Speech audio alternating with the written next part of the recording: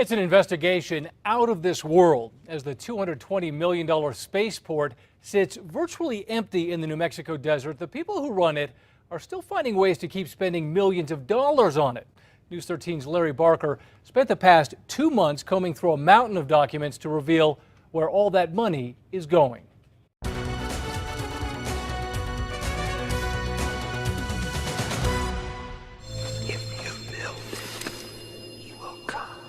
It was a ghostly voice beckoning from a field of dreams. Build it, and he will come. In New Mexico, it wasn't a cornfield they wanted to transform.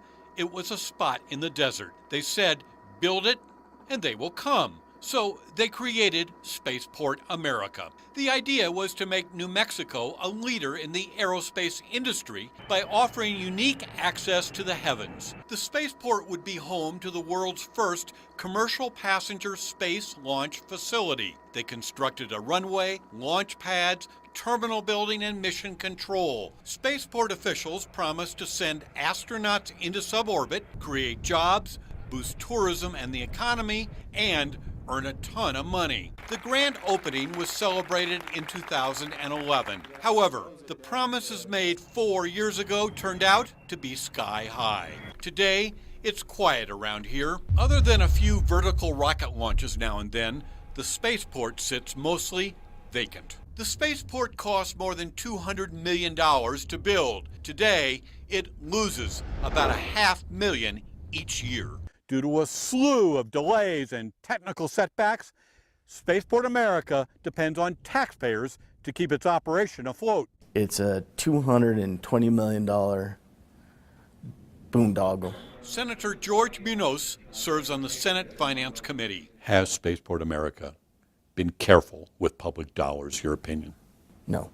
News 13 tracked almost $13 million in spaceport expenditures. Consider the visitor's experience. Christine Anderson is Spaceport's executive director. We felt we needed to take a little money and design an experience for guests that come to visit Spaceport America. So Spaceport reached into its cookie jar and awarded a $9 million contract to a firm called Ideas. Ideas is a company in Florida. And it's a very interesting company of people that used to work on Disney theme parks and Epcot. Ideas was paid millions of dollars to design a visitor center in Truth or Consequences.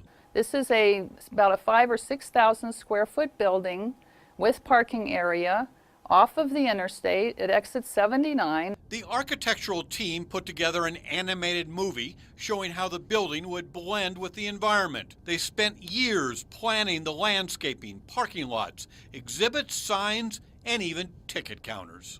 But there's one thing missing from all those architectural plans, and that's a place to build it.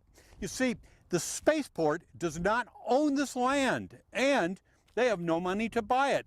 So what about all the millions they spent on these designs? Never mind. Senator, you ever seen a state project like this before, where you spend millions of dollars designing a building on land that you don't own? No. It's ridiculous. Representative Patty Lundstrom serves on a Spaceport Oversight Committee. Generally, a facility is designed around where it's going to go. So you need to have the property in place first. It doesn't make sense to spend millions of dollars on a design that you don't know you can use. That is very questionable. The visitor center expenditures were approved by the 7-member Spaceport Authority. Can you give me the name of a single legislator who thought that was a good idea?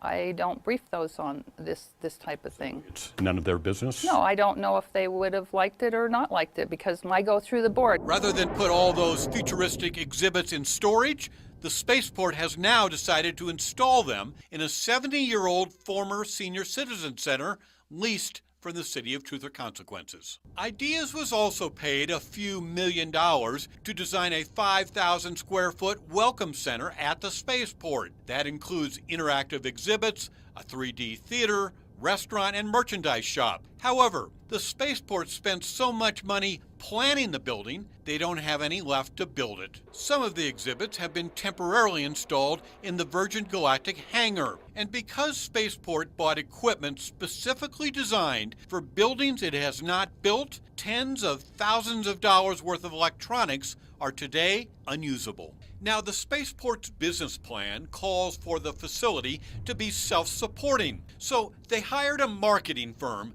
to find sponsors who would help foot the bills. They spent tens of thousands of dollars to develop sponsorships. How many sponsors did Cordova locate? None. Getting sponsors is very difficult. You paid this guy a ton of money. You didn't do a very good job. Getting sponsors, there's no guarantee in getting sponsors. And it's not just spending on the visitor's experience that caught our attention. Take a look at the fire department. Even though this sprawling complex is mostly vacant, the Spaceport pays $2.9 million a year for specially trained firefighters to provide 24/7 fire protection. It's enough money to fund more than 40 New Mexico volunteer fire departments for an entire year. Harry, from my perspective, that does not make a lot of sense. It doesn't make a lot of sense if you don't have a lot of activity within a facility. I personally don't think that that's a waste of money to have those people here protecting this facility. You have a few vertical launches. Other than that, there is no launching activity here. This is virtually an empty facility. But we have people working here, and we have tourists that come here. Today, Spaceport firefighters spend their time training, putting out area brush fires, and dealing with occasional rattlesnakes. Now, because the rocket business is a bit slow these days, the Spaceport has found some unique ways to generate revenue. J. Crew rented the property for a fashion shoot. Land Rover taped a commercial. A Hollywood movie rented the Spaceport for a press junket. And Kawasaki paid the Spaceport to launch a cutting-edge TV spot using the impressive runway to hawk motorcycles. Even Lady Gaga got the act. Yes, Lady Gaga. The Spaceport has signed a licensing agreement with a pop star to perform at a 3-day Spaceport Music Festival. Lady Gaga will then board a rocket ship and sing a song in space. How does Lady Gaga fit into the mission of Spaceport America? You tell me. I can't figure that one out. I mean, is she going to have a concert in a spacesuit? Or I have no idea. I cannot figure out how you're going to get 50,000 fans at Spaceport America on a 2-lane road. Did you know that some very prominent members of the Senate Finance Committee don't think you've been very careful with taxpayers' money? Did you know that? When I testify, sometimes they tell me that, yes. As it relates to Spaceport expenditures, do you feel like you have any apologies to make to the public? No, I think they've gotten a lot for their money. Larry Barker, KRQE News 13.